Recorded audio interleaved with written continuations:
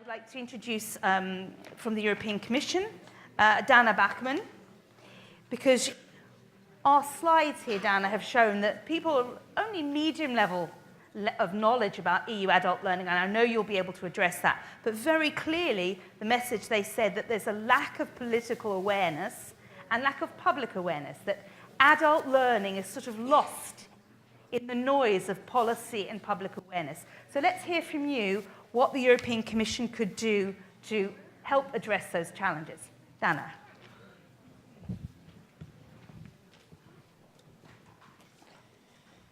So, good morning, everyone. I think you will hear it in my voice that I am more than pleased and honored to be here to address such a rich audience of those that make adult learning happen all around throughout the EU and beyond, and to get some inspiration. I think we have seen it very well in the polls behind, that maybe within our community sometimes we feel lonely, sometimes we feel we don't have all the political, all the financial support that we need. And events like this are quite important in getting us energized, in getting more inspiration, and seeing that actually good things do happen on the ground. We just need to make more publicity around them, to exploit more those results, and to learn from them. So why we have this conference, EPALE?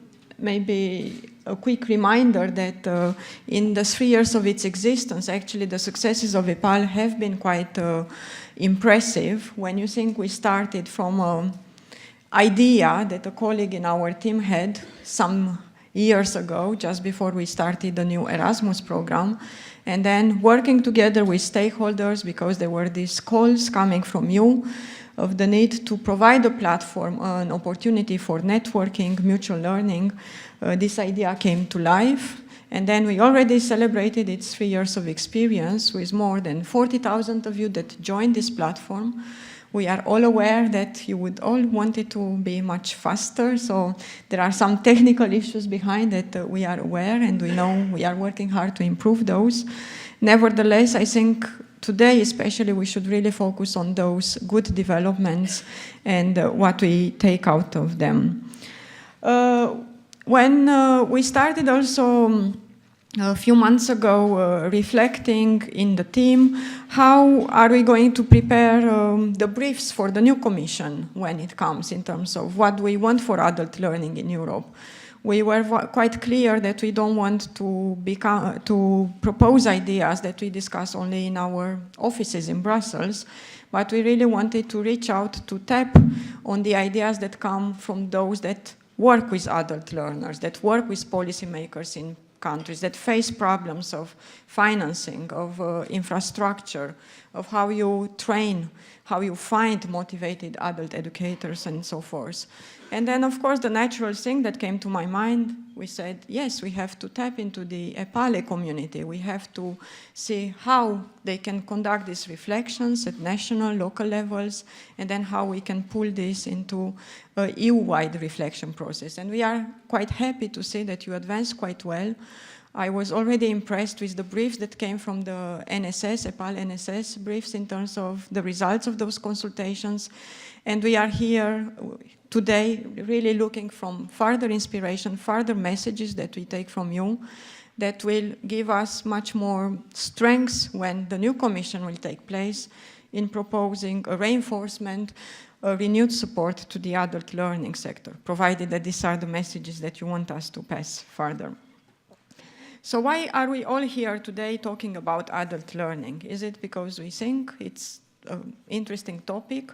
I think it's much more than this. I think it's because all of us here in this room really believe in the power of adult learning for individuals, for the communities in which the individuals live, their families, immediate familial environment, for their employers, and for the society as such.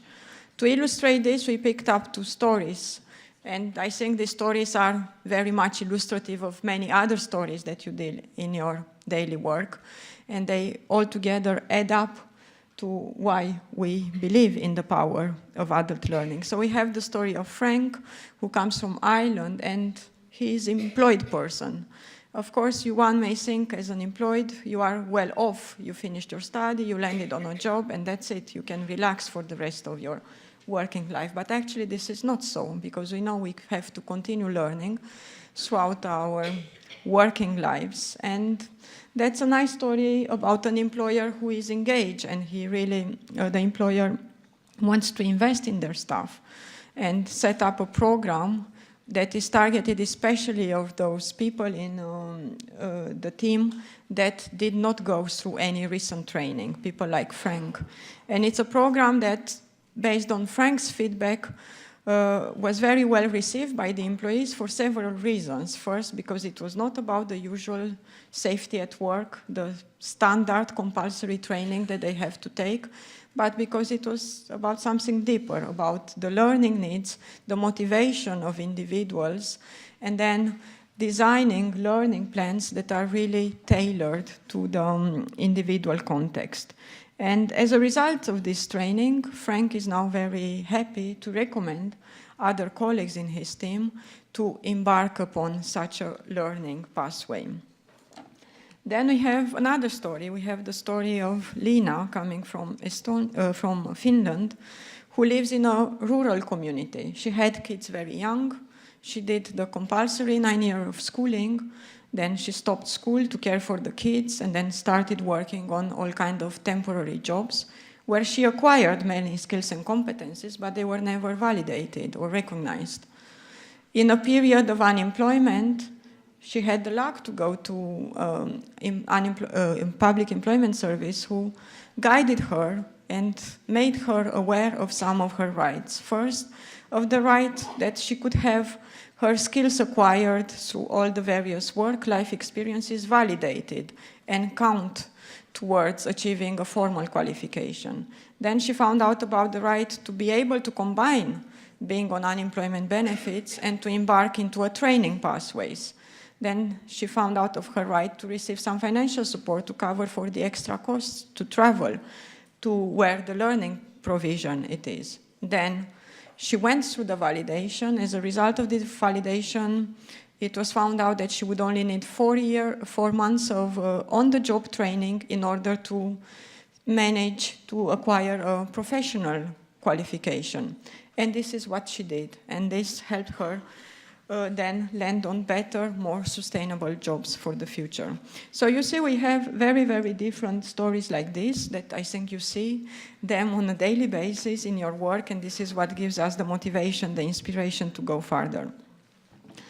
Now, coming back to the European Agenda for Adult Learning, we work, as Tamsin just mentioned, with a really, really broad definition of adult learning, because we consider adult learning as being the entire range of formal, non-formal, and informal learning, be it vocational or non-vocational, that are undertaken by adults at any point in time after they completed their initial education. So adult learning can be us sitting here today and hoping, leaving Budapest, having learned at least a few new things. It is also us giving maybe training to our parents how to use WhatsApp or other communication tools to be able to see their grandchildren. It is us as adults engaging on a new qualification. It is someone unemployed engaging on a requalification training. It is a migrant arriving in a new country, learning the language of the country. Or it's any person that wants to learn a foreign language, a new language, just to be able to engage, to have a social activity outside the standard work kids program. So it's a really, really very diverse range of learning activities, which on one hand ensures the richness of the sector, on the other hand it also creates one of the major weaknesses of the sector, which is the fragmentation and the identity. Because of course when we compare it to the schools and higher education, which are very clear to understand by policymakers, by financial ministers, they know exactly which are the institutions delivering this, how many people are the potential target group. With the adult learning, this is far from being so easy. So we have worked together at European level to define a vision for adult learning. And We have what we call the European Agenda for Adult Learning that we are all working to promote at our different levels through our different networks. What's important to keep in mind is that the Agenda for Adult Learning is part of the broader strategic framework for cooperation on education and training, what we call Education Training 2020. And as we witness it in our work, we also believe it's probably one of the sectors that is the least developed, the weakest link in the lifelong learning continuum, as we call it. This agenda has a vision up to 2020, and in 2015, we have reviewed the priorities for action together with member states and stakeholders. So now we have a set of 4 actions on which we are working at our different levels. The first, it's the governance. So we want the sector to be better coordinated, to have a better, stronger identity as such. And we want it to be better linked to other policy areas, be it social policies, employment policies, and education policies as such. Secondly, we want adult learning to be a sector that really relies on flexibility and access, because we know from the various adult education surveys, statistical data, that one of the major obstacles to participation is the lack of motivation, and this is all linked to the fact that adults, they do not go to learning pathways the same way as kids go. They do not see it as a natural pathway. And those adults that do engage in further education and training are those that actually already have a very strong educational asset behind. So we have to work much more in order to increase the flexibility and access of the provision. Then another quite important strand is really to take care of those that are the most vulnerable, what we call those that have low proficiency in basic skills, literacy, numeracy, digital skills. Even if those people may have many other skills and competencies, they are at significant disadvantage of simply functioning in society, but also keeping up or progressing in their jobs without this strong foundational level of basic skills.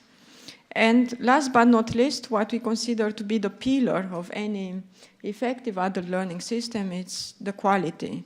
So we need to develop policies that are really underpinned by evidence, to have clear data monitoring, impact evaluation, and to really look into the results of those evaluations, to draw critical lessons and then to reflect those into the further policy making. We need to invest a lot into the initial and continuing professional development of teachers and trainers working with adults and so forth. So these are the 4 priorities we are working on, and we do not work in a vacuum. One of the strengths of the Agenda for Adult Learning is also that member states committed to to designate national coordinators for adult learning. Now, some of you are here among us. Some of you work closely with the coordinators who maybe did not join the conference today. And we know that the very limited support that we provide through Erasmus Plus is far, far from being sufficient to address all the challenges that a national coordinator faces in his or her national settings. Nevertheless, we think that they are really instrumental, and they have been working since 2014 now in promoting the agenda at national level, very much in line with the national priorities. And without doing injustice to all the other coordinators that are very successful in their activities, I just wanted to give you a feel of what type of actions they are taking in their national context. And it's quite important to stress the national context, because the adult learning agenda, while we have a broad European consensus on what should be the general priorities, we always have to look at it from the perspective of individual countries, individual communities. So we have actions in Slovenia that are very much going into the outreach, reaching out to practitioners in the field, but also to the target group through a series of events that are carried out in different regional communities promoting adult skills. In Estonia, we have another interesting approach, for example, where the national coordinators focused on a very specific target group, and that is parents of kids who attend school, and trying to reach out to parents through the school system in order to get those of them with low educational attainment, to reach out to them and to start a dialogue with them in terms of how to get back into a learning pathway. In Netherlands, another approach, which is very much linked to the labor market, where the idea was to empower the local municipalities, local regional authorities to develop more targeted policies and interventions for adult learning.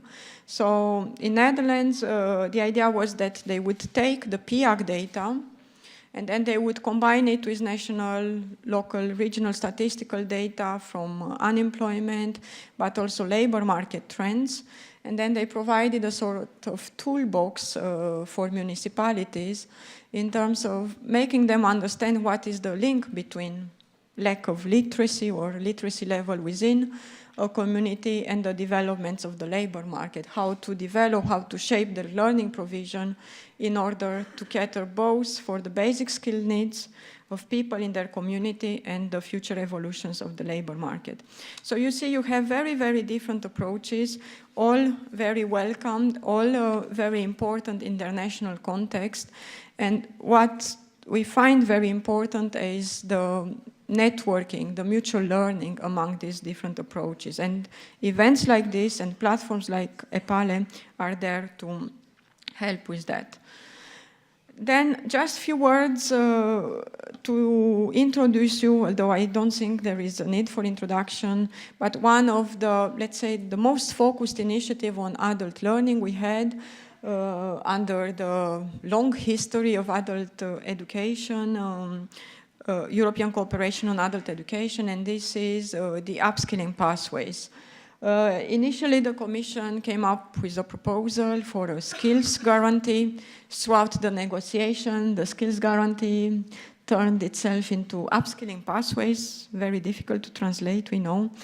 And member states at their highest political level, through the European Council, committed to implement upskilling pathways, meaning to put in place learning pathways for adults with low levels of education or basic skills in order to help them first validate the skills that they have acquired before, to undertake skills assessment that would enable the design of a tailored learning offer to cater for those basic skill gaps, but also to allow them to progress to higher qualification.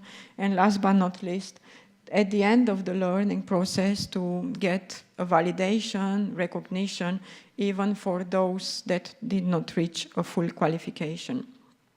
You may also know, and I hope that some of you are really, or most of you are associated to the national efforts in implementing this recommendation, but member states committed that by the middle of this year, they will outline the implementation measures, building on measures that they already had in place. Our commissioner invited both ministers of labor and ministers of education from each of the member states to share with us those implementing arrangements. And we are now currently within the Commission trying to analyze all the data we received in order to come up with a stock-taking report that will show what has been happening or what we expect to see across the EU. Here you have again just two examples that we picked up. We really try to look at examples that are very much along the lines of the concept of upskilling pathways. In Poland, a concept that I think it's also very familiar to Hungarian colleagues, of establishing local knowledge and education centers that are focusing on adults. And what we found quite innovative is that Poland is really facing a strong depopulation in the rural areas due to moving to urban areas, but also growing aging population, which puts, of course, the formal school infrastructure at lots of constraints financially. And then what we find quite good in this approach, which we also see in other countries, how building on the existing infrastructure, they try to build up, offer learning opportunities targeted to adults right there where they are in their local communities. In Spain, again, one of the many measures that have been reported, which looks at designing and offering learning programs, focusing on key competencies and professional qualification, but really designed along the 3 steps of upskilling pathways. So, as I mentioned before, we are still in the process of analyzing the information received from the countries. We still have some missing contribution. I will not mention the countries. And we hope that early next year we will publish a staff working document that will show the picture across the European Union. Also, as Romanian presidency is going to take over in beginning of next year, they kindly offer to host a conference on upskilling pathways where we could look more into details and discuss in the same type of forum, multi-stakeholder forum, what can we do to increase the take-up at national level. Few words also on the financial support, because I mentioned that at EU level we provide the forum for agreeing on the policy vision. We also provide a forum for experts to come together to discuss how they could turn into reality that policy vision. But of course this is not enough, and these efforts, policy-related efforts, are backed up by financial support. So under Erasmus+, you all are very familiar with you. Every year, about 5,000 other learning professionals, they go on a learning mobility.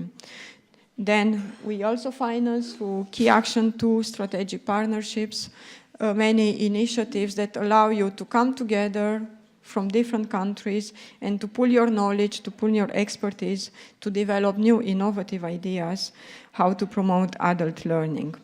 What is also quite important, it's also the European Social Fund.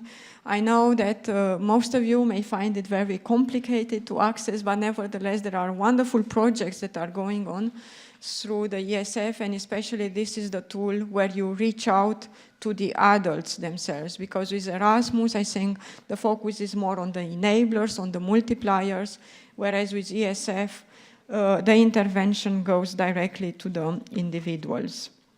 So I hope that all of you are really using to full extent EPALE in order to share the knowledge, to share the good expertise, the good project outcomes of the projects you are involved with.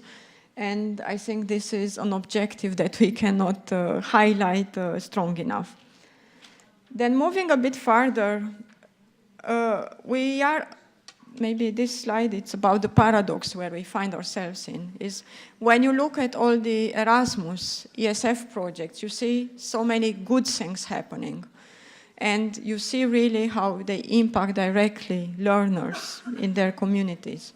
Nevertheless, when we take a more distant look and we look at the macro picture, and we have what we maybe may call it not even such an ambitious target of 50% of EU adults engaging into learning 4 weeks prior to the survey, we see that now we are in 2018, we are very far from reaching that target. Because at EU, we are just above 10% for the average adult learner, whereas only 8 countries moved beyond the target. We also see that when we zoom in even for the group that needs most of the access to training, which is illustrated by the red dot, then the average EU participation is just below 5%.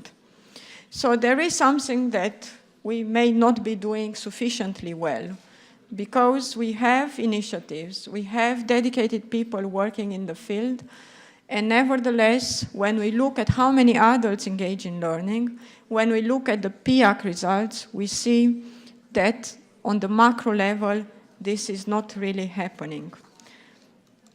At the same time, we know, and you will hear it a lot in this conference, that all around us there is the strong debate about the future of work, about what all the technological developments will imply for individuals, for jobs, for employment, for the workplace of the future. And we know that the ones that are most likely to lose out of these technological developments, if we are not catering enough for the learning needs, are those low-skilled adults that do not have enough strong foundational basis to enable them to engage into further learning. So we are now at a critical moment of reflection when our already agreed policy vision for adult learning, for education and training, has a vision up to 2020. So we have to start, what do we want beyond 2020? Also, we are at the critical conjunction when next year we are going to have new elections, a new parliament, a new commission being set up. And as you also know, with your own national administration, each time you have these political changes, you always have to be very strong in presenting your arguments on continuing, renewing, or changing the approach on things that we already work on.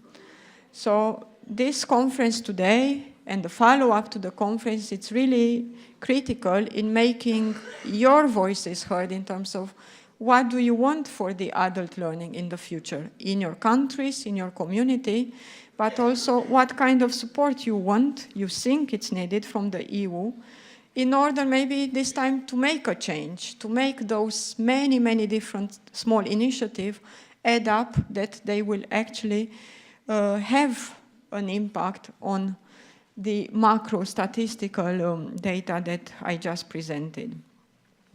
In order to start this reflection, we tried to think in our team, what is it that we want for the adult learning in the future? And we came up with what we call rather natural statement, but we know it's far from reality. Nevertheless, we don't think it's too ambitious. We think it should be just normal, that all adults are motivated, are able, and they do actually engage into further learning for spreading out their knowledge, deepening their skills, be it for professional or personal reasons.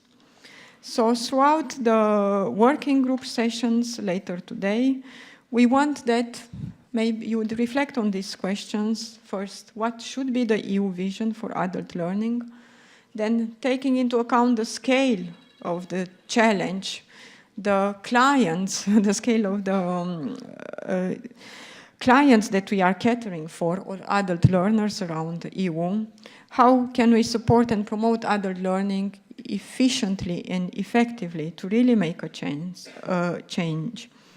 How should we target for the different groups of adults? Because we don't talk about one pool of people. We talk about people in employment, we talk about unemployed, we talk about inactive, minorities, with disadvantaged access to educational opportunities. We talk about migrants. We talk about women who focus more on children care sometimes and do not have the support they need to go back to the labor market, and so forth. We talk about many, many different concepts when we talk about adult learners. How can we offer guidance, outreach to learners, and how can we massively scale up the opportunities for validating skills, competencies, and knowledge acquired through non-formal, informal education and training? And last but not least, two very essential questions. Where should the EU financing be prioritized? Because, of course, the EU financing is there to support, to complement the national budget, is not there to replace the national budget. And then how can EU best support policy developments? I know these are questions that we cannot answer in 2-3 hours workshops, but these are questions that I know we always have them on the back of our minds in our work, and we will continue reflecting also after today's conference.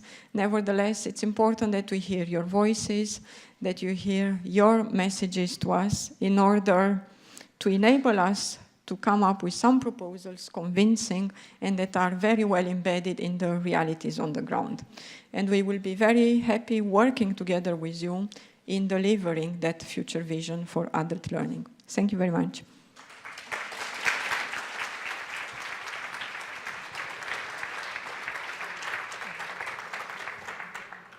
Thank you very much, Dana. You gave us a good outline both of where the European picture is in terms of its big vision and also some sense of how different countries are targeting where they perceive the gaps are in their area to see what they can do. So now let me open the floor to you if you have questions or comments on what you have just seen presented. And remember, when we asked you at the beginning of the day, what was your current level of knowledge about the EU policy on adult learning? People were around, most of you were around 3 out of 5. So I hope we've moved you a little bit up the scale, but now is your opportunity to pose questions. What would you like to know about what's happening at European level and what's coming in the pipeline? Can I see hands? If we've got a hand here, the microphone will come. If you could introduce yourself and then ask your question, please. Hi, is that on? It is working, Yeah. yes. I'm Breed Conley from Ireland, and I really welcome your approach. I think you do have a vision, and I really do like it. However, we do have to think in terms of a day in the life of a human being, and only a third of that ought to be devoted to work. There's another third that really has to be devoted to personal development, to the common good, to building community, to caring and so on. And I really would like to see sort of policy focused on not just skills for work, but also for that common good, the personal development, and the sense of that there's more to life than work. Excellent, thank you.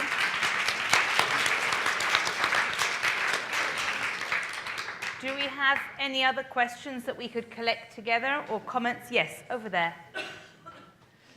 Good morning. I am Roseline Lesquer from France. Thank you very much for your presentation. My question is a question of curiosity.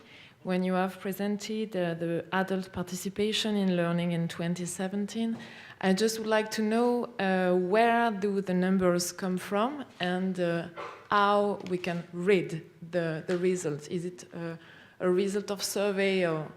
Thank you. Okay. And just to let you all know, I noticed the room was very active at that point, lots of people commenting on where their country was. The PowerPoints that you see in this conference will be made available to you afterwards on EPALE, so you'll be able to take them away and use them, hopefully to put pressure on colleagues and politicians to move up the scale. But Dana. So I will start with the first question because I hear this comment many times. And I think that sometimes maybe the way we refer to European Agenda for Adult Learning or the work that we do is not clear enough. But I think in our understanding, you have the two components of adult learning very strongly. And we should not focus on one and at the expense of the other. And I think we are very committed to that. And we strongly believe in the value of liberal adult education, personal development, as much as we also strongly believe in the fact that people who do not have work are people who are suffering, and they also need to get the help they need in order to also have work. So I think there are two faces of the same objective of having people being happy, being well integrated in society, and they should go hand in hand together and never deprioritize one at the expense of the other. So I hope that answers the question. Then on the second question, the data. This is based on a European survey, which is actually regularly carried out every trimester, the labor force survey. So it's official EU statistical data. Maybe just to know, in some countries like France recently, they adapted the methodology. So there may be some countries where there can be some methodological issues, but France just went through upgrading its methodological. So I think that this is now really for France the straight cut statistical data. But I'm always encouraging, especially the countries with very, very low percentage, to also work closely with their statistical office, because when I look at the ESF reported data in terms of how many people are supported to engage in learning, and then I look at the LFS statistic, there is a bit of disconnect between the two figures. Yeah. So a healthy dose of skepticism when we look at the numbers, but the numbers just give us a guide to show that even with that caveat, we're still nowhere near the level we need to be in order to meet the agreed targets. Exactly, and then it's also the fact that in our perception of 15% of adult population maybe is not such a high target when we think of all the challenges that we are facing and all the learning that if you take yourself individually, you have to go through on a daily basis, whether you label it or learning or not, in order to keep up with the job and adapt to all new. I only take social media communication because that's a learning process in which we are all very much engaged with. And of course, to go to your point from Ireland about the need for learning to link to life skills, Europe, good news, is an aging population. That's good news because our life expectancy is growing, but it now means we've got a large cohort of people who are older who need to use new skills to interact with their doctor, with public services, to engage with the way society is moving. So you're right, it isn't just for the labour market, even if we are expected to work longer before we reach pension age. Any other comments or questions from the audience? Yes, we'll get you a microphone. Wait please. For the microphone, because otherwise the people through web stream won't see. We have one comment. I just like very much the question of Ireland and your answer as well. Yes, that there is great intention, but I think we all are thinking about the development of personality and also about well-being of the personality in the society, as well as we are thinking about needs and interests of adults and, of course, awareness of learning. It would be nice, of course, one thing is that what we are thinking and what are our intentions, and it is felt through documents, but it would be nice if it is fixed and written. Firstly. And of course, secondly, we have one more question. In European Union here, we are thinking and speaking about the age that 25, that's adults. But what about this gap, 18 to 25? Because if we look to the whole system, really as a system, then we practically have to think about this group as well, and they are adults. Thank you. Okay. Thank you. So again, a support for the message of Ireland about the need to make sure that all the documentation and messaging addresses both aspects of learning, both professional and for life skills. And secondly, this question of the gap between 18 and 25, where is that group and how will it appear in data and statistics? Yeah, so maybe I start with the last question on the age. Actually, in the agenda for adult learning, we don't have any reference to age because we refer to any learning that adults undertake after they finish initial education. And that can be someone who dropped out at school at 16.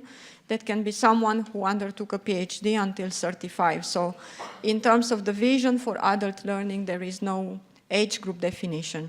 However, when we look at statistics, we do look at the age groups because you need that for methodological purposes. And of course, when the LFS looks at 25-64, but we can produce the same statistics also for the extended age groups beyond 65, because there are lots of concerns also for the group beyond 65 and also for the, let's say, critical use age between 16 and 25, especially for the dropouts. And I can reassure you that we see actually many interventions under the adult learning agenda in many countries that focus on this specific group of young adults, how they call it.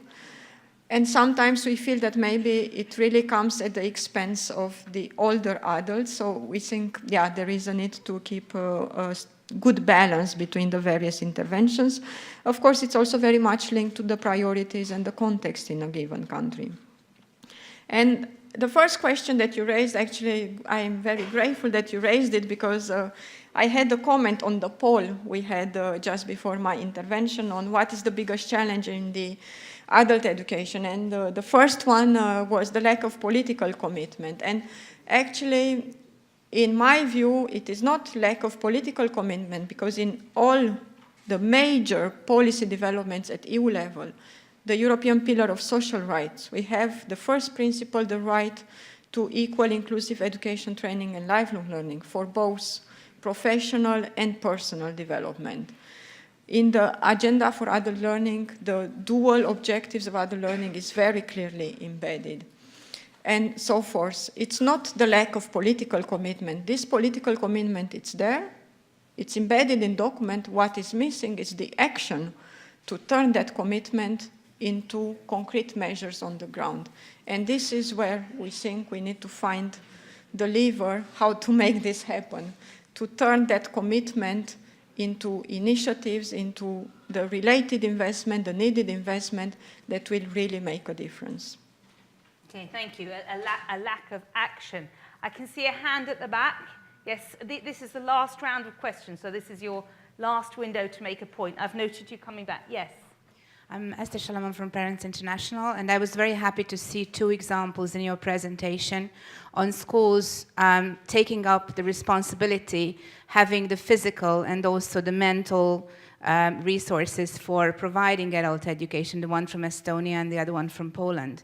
One question is whether you have any visions on how to try to mainstream it, how to work together with formal education on using the existing infrastructure, physical infrastructure, and the knowledge that is there in the teachers. And also linking to what the colleagues were saying before me, another aspect very closely linked to this topic is a set of skills that is very important for the future, but is not really recognized as adult learning, developing parenting skills. How do you see that? What could we do together to also focus on that? That's not for the labor market. Although there is this joke about the mother who is applying for the job of executive, having financial management skills and time management and so forth. But primarily, this is for the future generations. Okay, thank you. And you wanted to come back? Just, let's get a mic just up here at the front. It's the last. We have two more, okay. Where was the other question? At the back, yeah, okay. We're running out of time, so it's coming back. There was one here at the front and the gentleman at the back. Hello again from Ireland, a nation of talkers here. Just to comment that what I've experienced nationally is that there is a consensus and an absolute willingness to put in place all of our shared values and vision. But we are in an echo box of talking to each other about it. And policy-wise in Ireland and otherwise, there is the economy and skills as the main focus.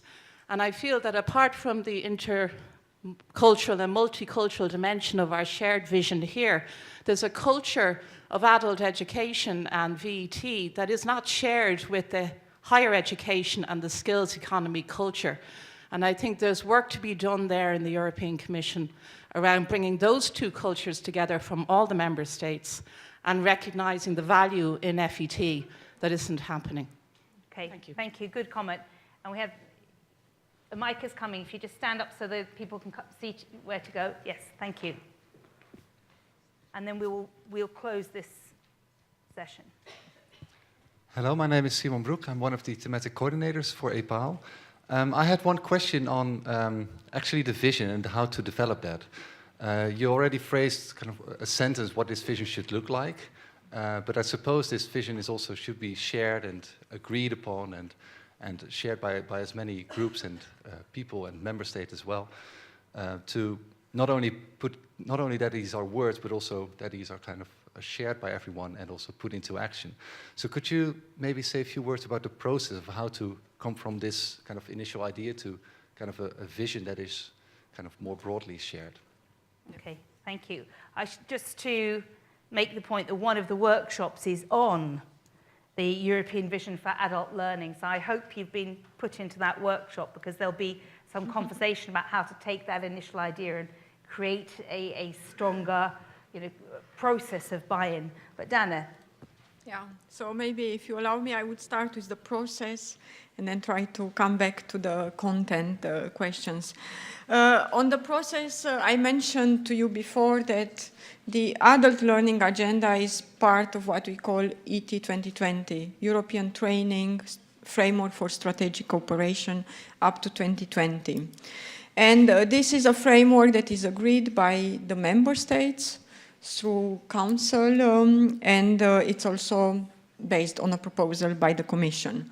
We are at a quite challenging moment in time, as I mentioned before, because we are working with an outgoing Commission. So ideally, we would have put forward the Commission proposal for the future vision sometimes during next year, but being an election year, we are actually taking the time to really carry out all the consultations with stakeholders, build up strong proposals that the new Commission hopefully will take on board. So in terms of timeline, as I mentioned, we kick-started the process through the EPALE, because it's the natural place to start these reflections on the future of adult learning. We are in a listening mode. We don't have a vision defined. What you have here, you have, let's say, our internal brainstorming of what we would personally want ourselves for the adult learning in the future. But of course, that needs to be beefed up with the messages, the lessons learned coming from you. We are also engaged with the ET 2020 working group, so a group bringing experts from the member states, from stakeholders, providers, civil society organizations, in a stock-taking exercise where we look at what has happened under the adult learning agenda for the past year, the achievements, the weaknesses, and we try to draw some lessons for the future. So that's a bit where we are with the timeline. And of course, we hope that this conference will be one of the milestones in this reflections roadmap. Now, in terms of the questions that were raised, if there is a strategy in terms of supporting schools to develop further their services beyond their usual clients, the young people, the pupils, and also to promote different forms of adult learning, such as how to support parenting skills and so forth. I think I have to be honest with you, we do not have an EU-wide strategy or approach to this. But what we see, indeed, especially in countries that are faced with aging population, with, how to call it, depopulation of rural areas, there is a drive that they reconsider the infrastructure and they try to make best use of that existing infrastructure. And we see it in few countries, and we hope that with platforms like EPALE, with Erasmus Plus project, these trends and the approaches how to do it are going to replicate or to become much more public across the EU. What we are also quite confident, because you have the extreme when in other countries, the only type of learning pathway for adults is through the schooling. And we think that adult learning provision actually needs to be very diversified. You need to have the school infrastructure tap into that potential, but maybe that will only serve for a limited number of the potential target group. And you need to make sure that there are other learning environments, other entities that are able to cater for those adults who do not feel comfortable at all in stepping into a school as such. And then I would maybe just close again that this is where we find the strengths of EPALE, the added value of EPALE, that it allows countries, experts dealing with similar problems to come together and to work together their solutions, to share their approaches, what worked, what didn't work. This is quite important too, to learn from mistakes from the past, and then try to find solutions that are well adapted to the local communities, local challenges in our own countries. Okay, thank you very much for answering all of those points.